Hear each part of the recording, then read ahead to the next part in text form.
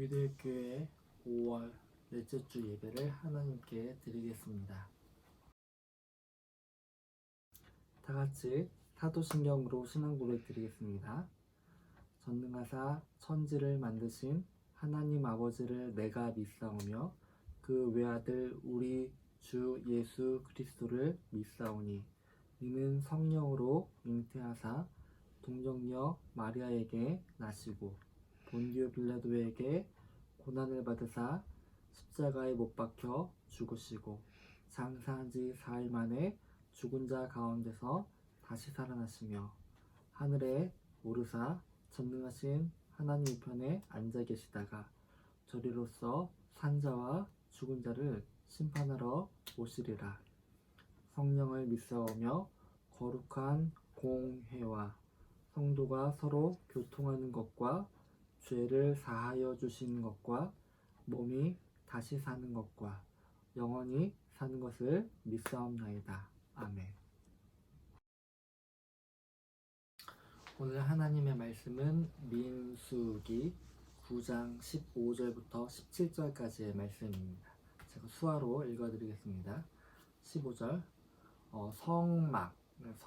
성막을 세운 날에 구름이 성막 곧 증거의 성막을 덮었고 저녁이 되면 성막 위에 불 모양 같은 것이 나타나서 아침까지 이르렀으되 16절 항상 그렇게 하여서 낮에는 구름이 그것을 덮었고 밤이면 불 모양이 있었는데 17절 구름이 성막에서 떠오르는 때에는 이스라엘 사람들이 자손이 곧 행진하였고 구름이 머무르는 곳에 이스라엘 자손이 진을 쳤으니.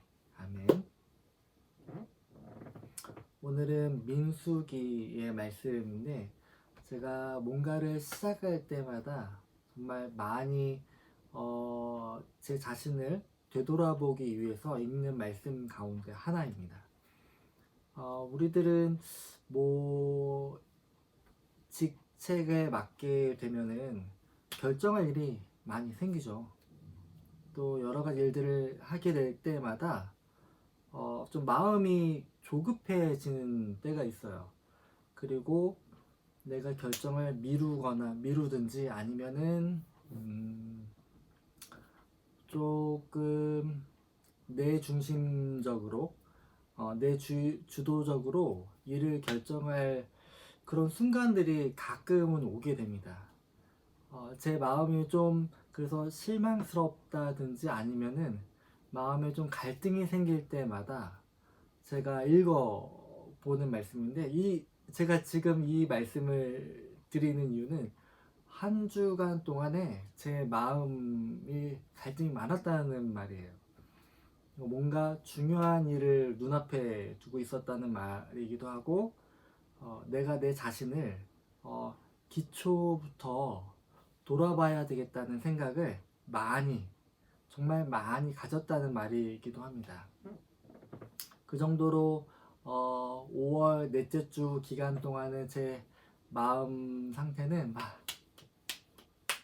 변덕이 많이 있었고 그때 제가 다시 생각하게 된 게 내가 다시 한번 하나님의 말씀의 앞에 정말 기초적으로 돌아봐야 되겠다는 생각을 다시 갖게 되었어요. 그래서 제가 민수기 9장 15절부터 17절 원래 읽는 말씀은 23절까지 마지막까지인데 이 세 절을 가지고서 제가 어떤 마음으로 이 기간 마음속의 갈등의 기간을 지내왔는지를 여러분과 함께 나누길 원합니다.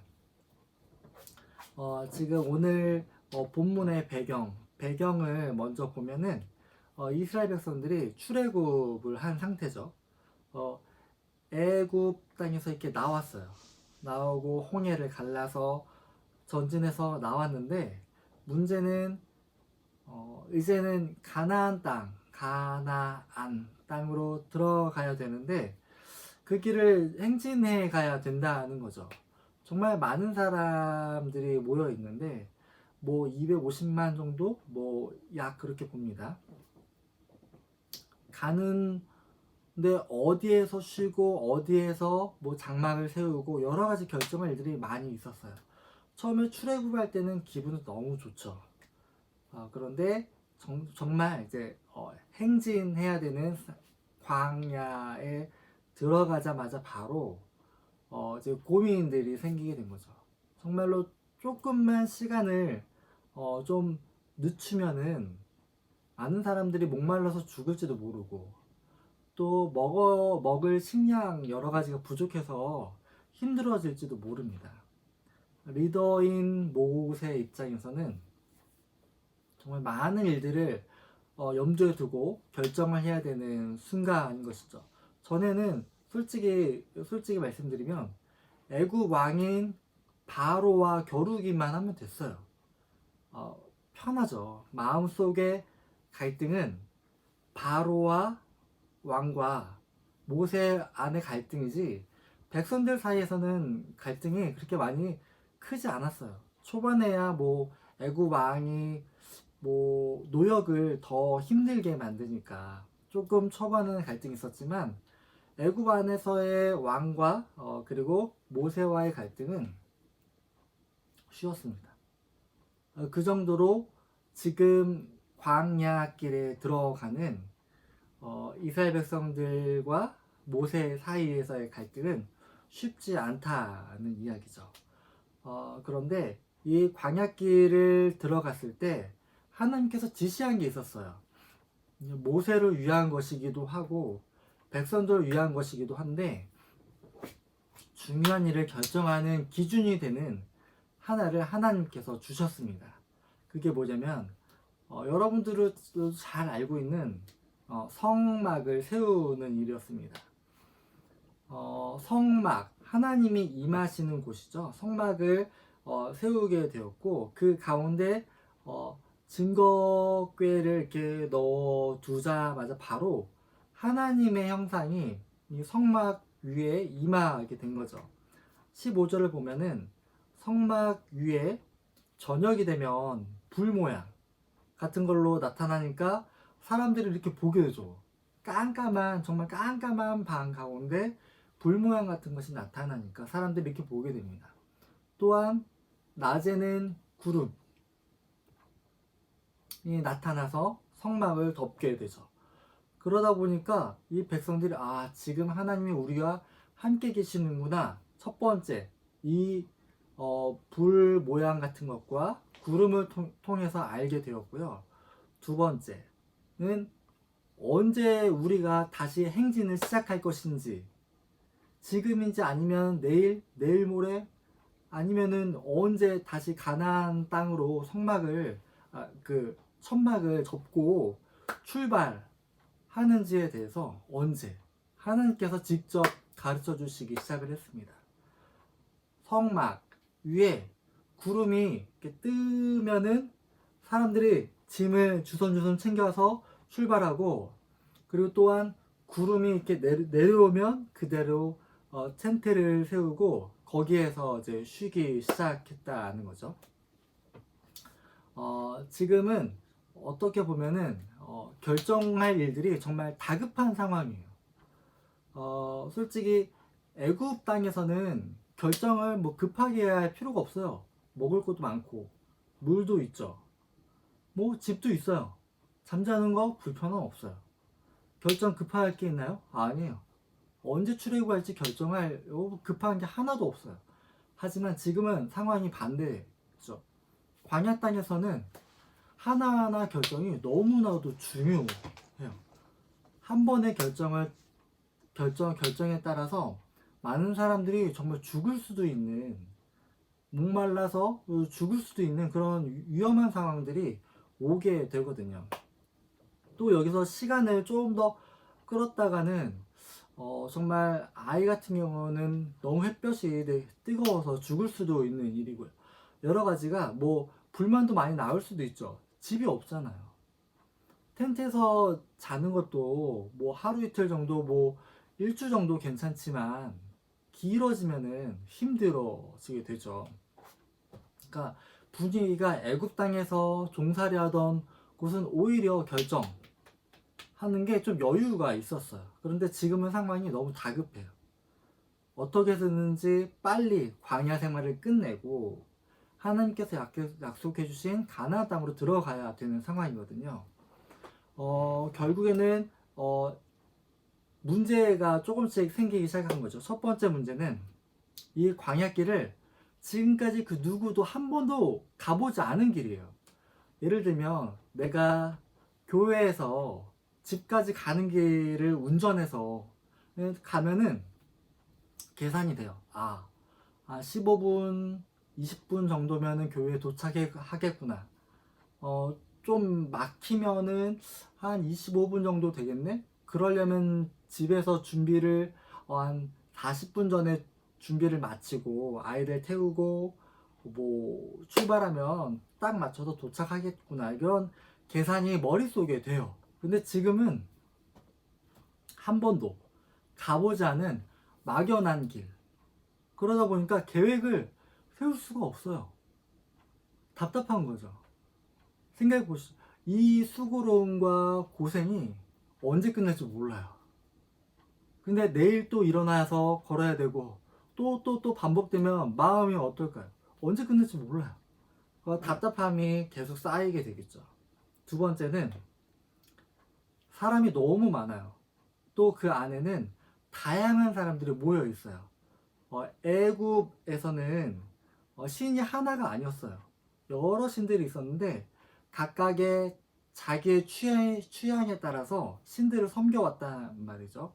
그런 사람들이 전에는 그냥 따로따로 떨어져서 있었지만 지금은 다 모여 있거든요. 의견이 동의가 안 돼요. 맞지가 않아요. 그러다 보니까 서로 간의 갈등과 좀 마음속에 좀 다툼이 조금씩 생기게 된 거죠. 세 번째 문제는 뭐냐면 그럼에도 불구하고 나는 저 사람이 마음에 들지 않아서 빨리 나 혼자 먼저 출발하고 싶어.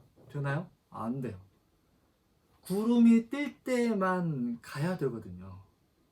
근데 구름이 언제 뜰지도 모르는데 나는 저 사람과 함께하고 싶지 않고 내 성격은 좀 급해서 빨리 가고 싶은데 빨리 갈 수도 없어요. 구름을 따라서 행진해야 되기 때문에 그렇습니다. 그리고 또 네 번째 문제는 뭐냐면 구름이 언제 뜰지 몰라요. 일주일 후에, 2주일 후에, 3주일 후에 구름이 언제 뜰지 모르는 일이에요. 그러니까 구름이 뜨기만 계속 기다려야 되는 답답한 상황이 생긴다는 거죠. 우리는 일을 하고 결정을 할 때 효율성이라는 말을 많이 사용합니다. 맞죠? 어떻게 하면은 모든 사람에게 유익이 되고 시간을 좀 단축하고 또 같은 시간 안에 많은 일들을 해결할 수 있을지 뭐 여러 가지를 상황을 사용을 해서 효율성이라고 말을 사용을 하죠. 그런데 지금 이스라엘 백성들이 만나는 상황은 효율성과는 전혀 관계가 없어요. 구름이 뜨고 내리는 거에 따라서 내가 가고 멈추는 것이 결정이 된다는 거죠. 움직임의 기준이 효율성이 아니에요. 우리 사회는 효율성에 따라서 일도 하고 뭐 스케줄도 결정하고 여러 가지를 결정하잖아요. 그런데 처음 이스라엘 백성들이 행진할 때는 그 기준이 효율성이 아니었다는 말이죠. 제가 이런 항목을 드렸는데 들어보니까 어때요? 답답하죠? 우리가 살아가는 사회의 모습과는 너무 맞지 않아요. 그런데도 불구하고 하나님께서는 이스라엘 백성들에게 그런 방식의 행지 기준을 주셨습니다. 너희들의 효율성대로 가지 말고 하나님의 효율성에 맞춰서 따라오라는 이야기죠. 저는 이 모습을 보면서 마음속에 저의 그 갈등의 그 동기를 좀 살펴보게 되는 거죠. 내가 정말 하나님을 따라가기 위해서 효율성을 생각하는지, 아니면 내가 뭔가 빨리 결정하고 시원하게 끝내버리고 싶어서 그렇게 마음속에 갈등을 갖고 있는지를 생각해 보게 된다는 거죠. 그런데 이 이스라엘 백성들이 이렇게 행진을 쭉 하면서 하나님의 명령대로만 갑니다. 밤에 불기둥이 오고 뭐 낮에 구름기둥이 뜨면은 밤이든지 낮이든지 관계없이 걸어가요. 근데 그 250만 명의 사람들 가운데 구름이 뜰 때 문제가 없는 사람이 100% 문제가 없을까요? 아니에요. 그 중에는 누군가는 화장실에 있을 수도 있고요. 그 구름이 뜰 때. 또 누군가는 아이를 출산을 임박할 수도 있어요. 맞죠? 250만 명의 사람이 다 100% 건강하게 준비된 시간에 맞춰서 구름이 뜰까요? 그렇지 않다는 얘기. 우리들의 상황과는 전혀 상관없이 하나님의 때에 맞춰서 그 구름이 뜨는 거죠. 그런데 정말 신기한 건 뭐냐면 하나님의 뜻대로 움직이는 것이 지금은 이해가 안 돼. 하나님 왜 지금 나 지금 출산 준비 중인데 왜 지금 구름이 뜹니까? 답답하죠. 이해가 안 돼요. 하지만 하나님의 효율성은 좀 멀리 보면은 우리들에게 맞춰져 있습니다. 지금은 이해가 안 된다 하더라도 하나님의 효율성은 우리들에게 가장 큰 유익이라는 거죠. 이런 일들은 오늘 본문에 16절에 뭐라고 나오냐면 항상 이렇게 생긴다고 나왔어요. 16절 초반에 이렇게 나왔어요. 항상 그러하여. 하나님의 불과 구름 모습은 항상 나타난다는 말이에요. 항상 나타나요. 틀림없이 반드시 나타난다는 말입니다. 일관되게 우리들이 나타나요. 우리는 그걸 무시할 때가 많다는 거죠. 오늘날에도 하나님의 나타나심은 성도의 삶에 일관되게 나타납니다. 그걸 무시하느냐, 아니면은 주의 집중해서 잘 보고 구름이 뜰 때 따라가느냐, 아니면 그거 말고 지금 내 상황에는 머무르는 게 맞아요. 때문에 구름이 뜨면 어쩔 수 없이 먼저 가시고 나는 좀 기다렸다가 해결하고 가겠습니다라고 말하는 사람들이 대부분이라는 거죠. 지금 상황이 나는 따라갈 상황이 안 돼요. 때문에 하나님 먼저 가시죠. 저는 기다리겠습니다. 아니면은 지금 나는 빨리 가고 결정하고 해야 돼요. 하나님의 구름 뜨는 거 기다릴 수 없어요. 먼저 가겠습니다. 구름은 나중에 따라오시죠. 이렇게 말할 수도 있다는 거죠. 하나님의 일정은 우리들이 생각하는 일정과는 많이 다른 것 같아요. 우리 인생의 계획 속에 갖고 있는 일정과 하나님의 일정이 이게 맞지가 않는 것 같아요. 오늘 이 이스라엘 백성들은 그런 하나님의 일정들을 경험을 합니다. 저도 하나님의 사명, 여러 가지 맡겨주신 일들을 생각하면서 내가 하나님께 좀 도움이 되면 좋겠다라는 생각을 많이 해요. 내가 어떻게 하면 하나님께 도움이 되고 또한 이 땅에 빛과 소금처럼 살아갈 수 있을까? 정말 많은 고민을 합니다. 그러면서 여러 가지 일들을 많이 하고 싶고 결정하고 싶고 헌신하고 싶은 마음이 커요. 근데 누구 생각대로? 내 생각대로, 내 성격대로 그 일들을 결정하고 가고 싶은 마음이 너무 커요. 나이가 들어갈수록 더 심해지는 것 같습니다. 그런데 오늘 이스라엘 백성들은 자기의 성격대로 할 수 있는 것 하나도 없었고, 또한 자기의 마음대로 언제 이동할지 결정할 수 있는 것 하나도 없었는데, 그럼에도 불구하고 오늘 민수기 읽진 않았지만 9장 23절 보면 여호와의 직임, 맡겨주신 일을 이스라엘 백성들이 정말 잘했다라고 칭찬하는 말이 기록이 되어 있어요. 생각해 보세요. 이 이스라엘 백성들이 무슨 일을 잘했나요? 하나님께서 맡겨주신 일을 잘한 거 그러니까 하나님께서 칭찬해 줬다니까요. 정말 여호와의 직임을 정말 잘 지켰다라고 23절에서 칭찬해 주는 내용들이 기록이 되어 있어요. 그걸 보면서 내가 이 땅에서 하나님을 돕고 하나님의 일을 하고 여러 가지 드리고 싶은 마음이 있는데, 정말로 하나님께 잘 드리는 방법은 하나님의 일정에 내가 맞춰서 가는 것 하나입니다. 제가 처음에 말씀드렸잖아요. 제 마음속에 내가 원하는 대로 또 내가 생각하는 대로 여러 가지를 결정하고 싶은 욕심이 많이 생겨요. 그때마다 오늘 말씀을 통해서 내 자신을 돌아보게 됩니다. 여러 가지 갈등 상황이 나타난다 하더라도 그 직임을 지켜나가는 것은 여호와의 명령, 하나님의 말씀의 기준을 따라가는 것 외에는 없습니다. 우리에게 주시는 하나님의 인도하심의 길은 늘 그래요. 어디를 가든지 무슨 일을 결정하든지 무슨 갈등을 경험하든지 우리의 걸어갈 길은 여전히 하나님의 구름이 뜨는 것을 보고 결정하고 따라가는 것 하나밖에 없다는 이야기입니다. 지금 우리 위대할 교회가 설교를 시작한 지 벌써 이제 5개월이 되었죠. 전에는 조직사회적인 교회 안에 있다 보니까 내 마음대로 생각하고 결정할 수 있는 일들이 많이 없었어요. 지금은 내가 고민하는 대로 뭔가를 해볼 수 있고 도전해볼 수 있는데 지금이 더 위험한 것 같아요.